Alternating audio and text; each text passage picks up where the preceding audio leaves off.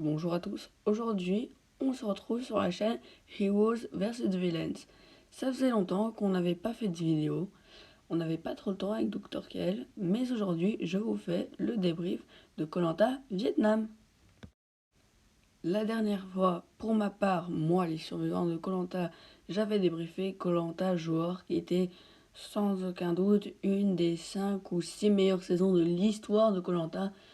Pour moi, elle arrivait en 6ème position, car il y avait d'autres saisons mieux dans leur évolution. Parce que les saisons, il faut quand même se dire que c'est une évolution par rapport aux précédentes et qu'il faut avancer.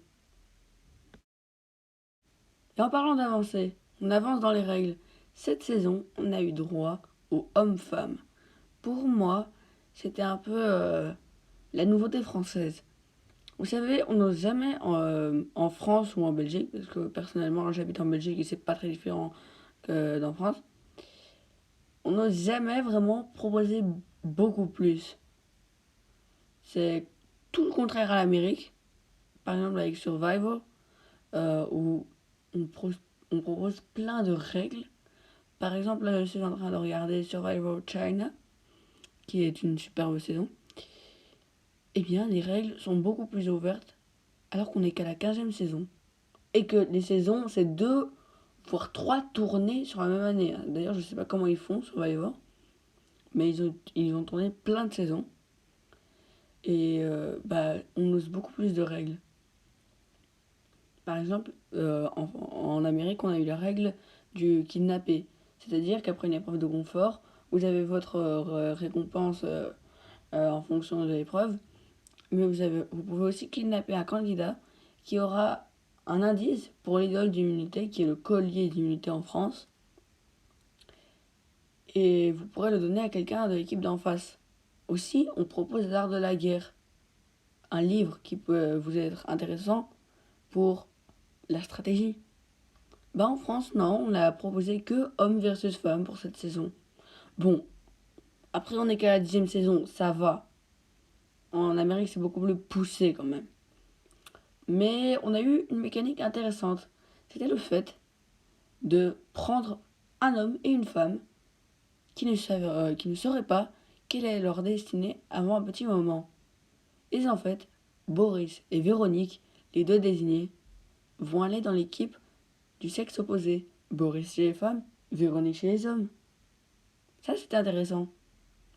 Bon, c'était pas non plus le meilleur move que la production n'ait jamais fait. Mais c'était intéressant.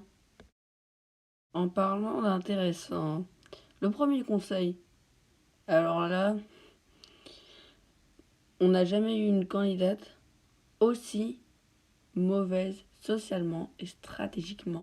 Frédéric, se retournant contre sa tribu et se disputant régulièrement avec Virginie, elle sera éliminée première de cette aventure. Ça montre que vous exposer n'est pas vraiment bon dans koh, que ce soit sportivement. On pense à Grégoire en 2007. Que ce soit stratégiquement. On pense à Adrien l'année dernière. Et socialement, avec Frédéric. Très honnêtement, c'était l'une des pires candidates de l'émission. Lors de l'épreuve d'immunité, elle a été médiocre. C'est vraiment sûrement une bonne personne, mais pire candidate qu'on ait vue depuis 2007 avec une femme qui s'appelait Véronique, je crois, qui n'avait même pas osé sauter du bateau. Du coup, c'est la première éliminée de l'aventure. Je vous en parlerai peut-être dans l'histoire du sport dans koh. Alors oui, c'est non plus, j'ai pas pu trop le poster, mais ça va arriver très bientôt. Ne vous inquiétez pas. Si on a un candidat qui lui a été excellent, c'est Claude. Claude était juste sur tous les coups. Ambassadeur. Stratégiquement, leader autoritaire. Il se laissait pas marcher sur les pieds. Il ramenait des crabes. Il y avait 100 000 crabes. Mais il a fait une erreur fatale. Un social un peu intransigeant. Ce qui fait qu'il a été éliminé en finale face à Philippe. Mais son flambeau ne fut pas éteint. Il a prouvé qu'il était l'un des plus grands candidats de l'histoire avec Clémence et d'autres. Clémence qui a notamment gagné 2 fois l'émission, seule candidate à avoir atteint cet exploit. Dans cette saison, ce que j'ai beaucoup aimé, c'est que on a beaucoup retrouvé l'esprit bon enfant qui disparaissait avec les stratégies. Les stratégies, c'est bien, mais de temps en temps, une saison un peu bon enfant. Et en plus, on a su mélanger quand même la stratégie avec. On a eu Philippe, on a eu la tentative de Véronique et Laurence, on a eu Claude, on a eu Coulé. On a eu de la stratégie assez pour une saison correcte. Franchement, on savait que ce serait pas la meilleure saison de tous les temps. Contrairement à la suivante, qui est la meilleure de tous les temps. Mais pareil, on ne se doute jamais qu'une saison anonyme va être très bonne. Tout le monde est en train de surestimer le All-Star qui vient. Mais moi, j'ai peur d'un All-Star 100% sport. Cette saison, franchement, elle était bonne. Les concepts étaient pas mal, que ce soit en épreuve, le début, les deux équipes hommes-femmes, puis recomposées. Franchement, je vais vous dire, et je l'ai déjà dit d'ailleurs, c'est ma saison préférée. Car il y a tout. C'est une saison anonyme, donc déjà je l'évalue un peu plus facilement que certaines autres saisons. Mais en tout cas, c'est une des 10 meilleures saisons de l'histoire. Parce que je vais rester objectif. Il n'y a pas toutes les qualités qu'on a dans d'autres saisons. Mais elle peut rivaliser avec koh Pacifique.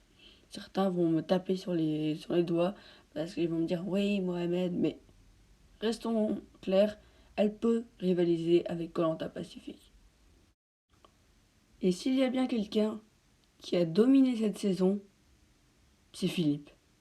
Philippe a surpassé les débats tactiques en tout point. Il s'est allié à Claude pour le trahir à la fin. Se rajouter au clan majoritaire pour blindside ce qui l'embêtait, c'était magistral. Il a blindside coulé, comme je vous l'ai dit. Il a réellement marché sur la saison. Il a remporté 4 épreuves, dont les poteaux. Franchement, si quelqu'un a été aussi malin, il faut me le dire. Ah non, oui, il y avait Marc. Ah oui, c'est tout. C'est tout. Parce que Nicolas, en 2002, je suis désolé, mais c'était cuit. Lui, on savait qu'il était mercenaire, mais que personne n'allait voter pour lui. Lui, il savait qu'il était là pour le beau jeu stratégique. Oui, parce que le beau jeu dans koh pour certains, c'est le sport. Ce qui est très clairement n'importe quoi. Mais franchement, Philippe a été excellent. Il n'y a que Patrick et Marc qui ont été meilleurs ou à son égalité.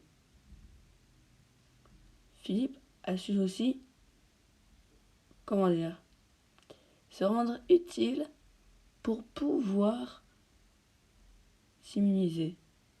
Et de plus, les gens ont eu pitié de lui quand il a perdu tout ce qu'il avait construit dans son équipe rouge. Bon, là, je pense que c'est juste de la malchance, mais très honnêtement, les gens ont eu pitié de lui. Et ça, c'est se faire apprécier des gens. Vous voyez, ça a des effets bénéfiques. Vous travaillez un peu, et ben vous aurez des récompenses après, même si pour lui c'était plus une perte. Philippe, par contre, il a un petit défaut, c'est qu'il ne veut pas assumer qu'il fait de la stratégie. Il ne l'assume pas. Franchement, c'est décevant. Parce que c'est un très bon stratège, mais il ne l'assume pas. Dommage. Philippe est quand même un des seuls gagnants à revenir dans un All-Star suivant et à pas être trop mauvais. Parce que dans ces gagnants-là, qui sont revenus après, qui a réellement été bon? On a eu plein de retours de gagnants en 2009. Il n'y a que Jade qui a été bonne. Moi, je pense qu'il n'y a que Jade qui a été bonne. Tout le reste, ils étaient en face. Tout le reste, ils étaient chez les rouges et les rouges se sont fait massacrer puisqu'ils n'étaient pas du tout unis. Mais bon, c'est la vie. En 2010, avec koh le choc des héros, on a le retour d'aucun gagnant. Ok, très bonne idée. Avec la revanche des héros, rebelote. Revanche des héros où on a mis en avant H24, le retour le choc des héros.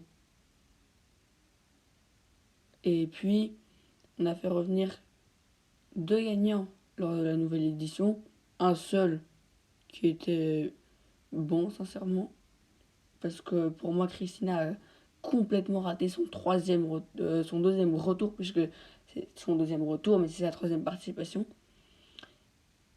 Ça prouve bien qu'être gagnant et revenir, c'est très dur.